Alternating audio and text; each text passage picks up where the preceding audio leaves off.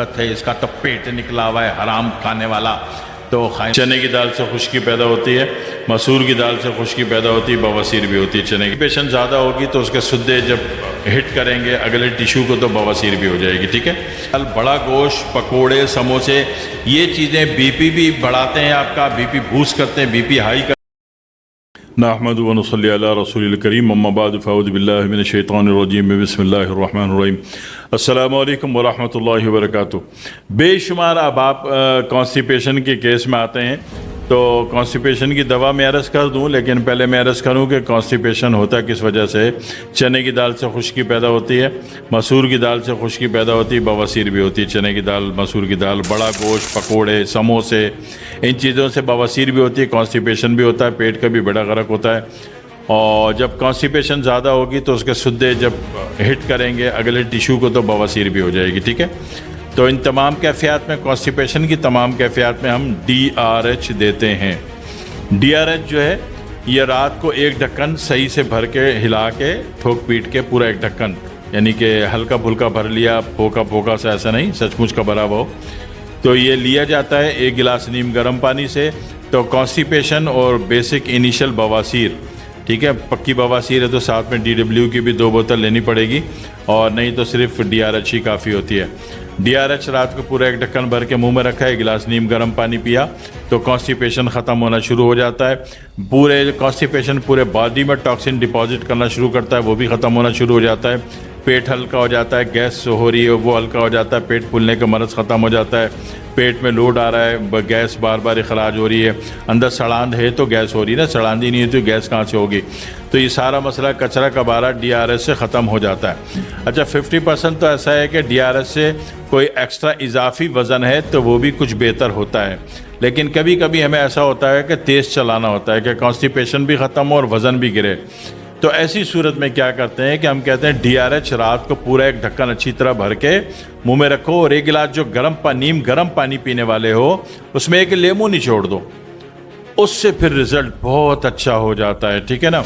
जहाँ कॉन्स्टिपेशन ख़त्म होती है, जहाँ इनिशियल बवासीर रिपेयर होती है, जहाँ पे मैदा, आंत, पेट वगैरह की खुश्की ख़त्म होती है, और जहाँ पे दिल एयर से लॉक हो के ब्लॉक हो के दिल फंस रहा है वो चीज़ खुल जाती है, वहाँ पे अगर इसमें लेमू डाल के निचोड़ के पी लेते हैं तो आपका वेट, गैर ज़रूरी इजाफी वज़न भी सेट होना, स्टेबल होना, नॉर्मल होना शुरू हो जाता है। यहाँ तक कि अगर 4 बोतल ख़त्म की तो एक अच्छा तरीन रिज़ल्ट आ जाता है कि मोटापा ख़त्म हो गया, पेट गायब हो गया, तोंद ख़त्म हो गई, आपकी बदनुमाई जो नज़र आ रही थी वो ख़त्म हो गई और आप सही हो गए। ठीक है। तो ये इलाज तो हो गया, लेकिन बात ये है कि एक तबका कहता है कि ये दवा है और पूरी ज़िंदगी, होल लाइफ आपने खानी है, कभी भी नागा निकालना नहीं तो ये हो जाएगा वो हो जाएगा।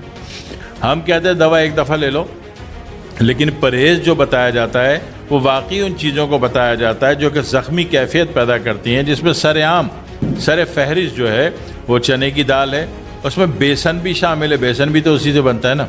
ठीक है। चने की दाल, मसूर की दाल पहले दौर में बड़ी हुआ करती थी, फ़ायदेमंद होती थी, जब लोग देसी घी खाते थे, मक्खन खाते थे, दूध खाते थे, उस वक़्त मसूर की दाल फ़ायदेमंद थी। लेकिन जब से लोगों ने असली चीज़ें दूध, दही, मक्खन और देसी घी छोड़ दिया, अब जो खुश्क जिस्म है उसमें मसूर की दाल ज़हर कातिल है, ज़ख्मी कैफियत पैदा करेगी, बवासीर पैदा करेगी, फाइब्राइड पैदा करेगी, और फाइब्राइड है तो उसमें ब्लीडिंग बढ़ा देगी, बवासीर है तो उसमें ब्लीडिंग बढ़ा देगी।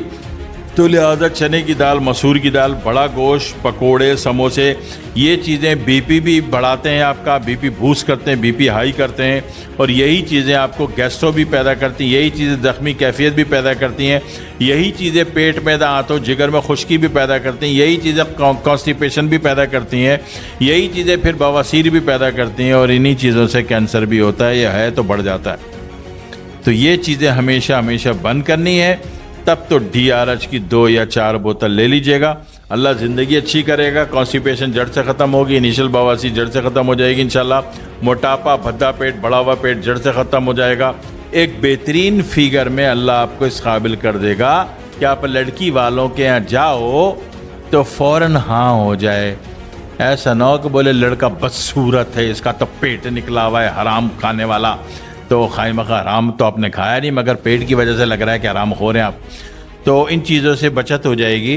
कि ये मामला सीधे हो जाएं। जो असल हकीकी इलाज है पहले वो अर्ज़ करता हूँ, बाद में आपके हजूर में वो इलाज अर्ज़ करता हूँ जो कि हम बनाते हैं और इस सिलसिले में इमदादी तौर पर जो दवाएं दी जाती हैं, ठीक है, जो आपके मरज़ की इमदाद करती हैं, मदद करती हैं, ठीक है। मामले को समझिए।